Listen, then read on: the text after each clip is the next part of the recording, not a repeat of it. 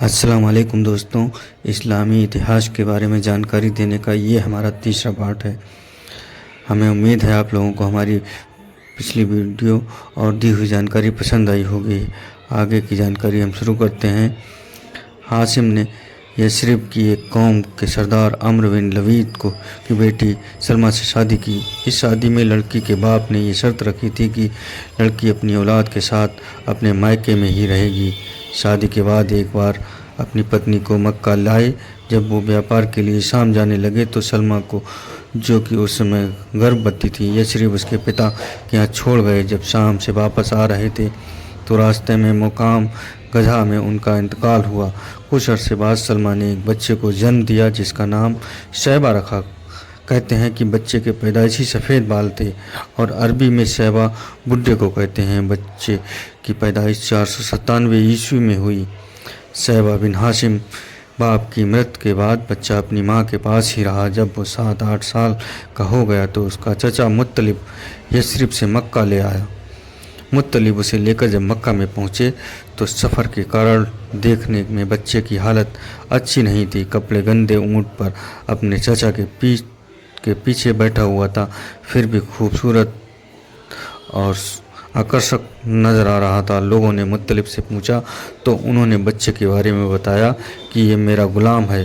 معلوم نہیں ایسا انہوں نے شرم سے کہا یا مذاق میں، لیکن اسی دن سے بچے کا نام عبد المطلب یعنی مطلب کا غلام پڑ گیا۔ ابن سعد کا کہنا ہے کہ بچے کو اپنا بھتیجا بتایا تھا آپ نے، لیکن لوگ اسے عبد المطلب ہی پکارتے تھے۔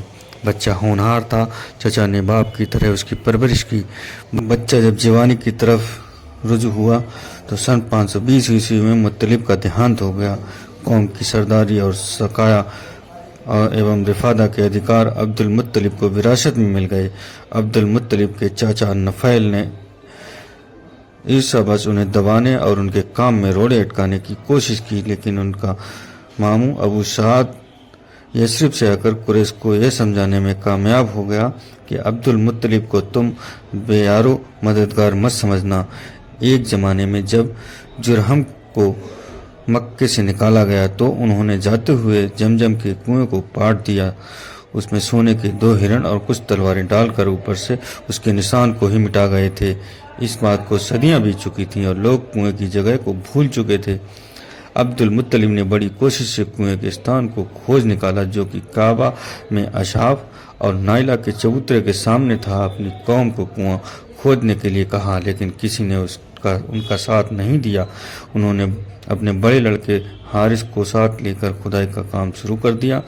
باپ بیٹا برابر کام کرتے رہے، لوگ ان پر ہنستے رہے۔ انہوں نے کسی کی پرواہ نہیں کی۔ ان کی محنت رنگ لائی اور ایک دن پانی مل گیا۔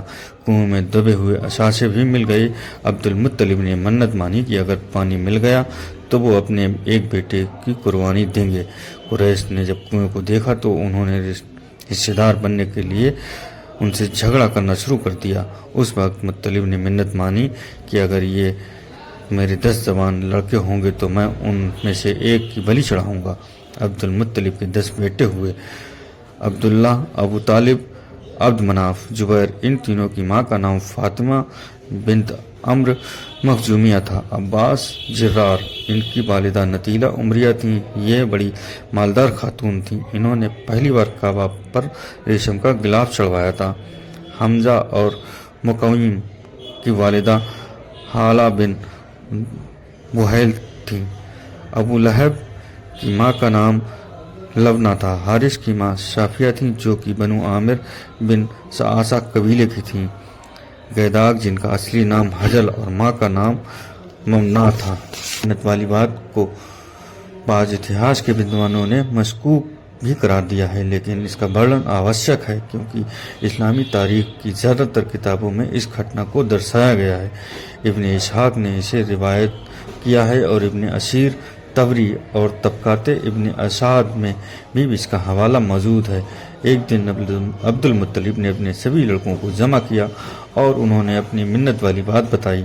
یہ بھی بتایا کہ عدی بن نوفل نے انہیں بے اولاد ہونے کا طعنہ دیا تھا۔ ساری بات سن کر ان کے بیٹوں نے کہا کہ آپ جسے چاہیں قربان کر سکتے ہیں، آپ اپنی منت پوری کریں، ہم خوشی سے تیار ہیں۔ آپ لوگوں سے گزارش ہے کہ اگر ہماری ویڈیو سے آپ کو کوئی جانکاری مل رہی ہو تو آپ لوگ ہماری ویڈیو کو آگے بھی شیئر کریں.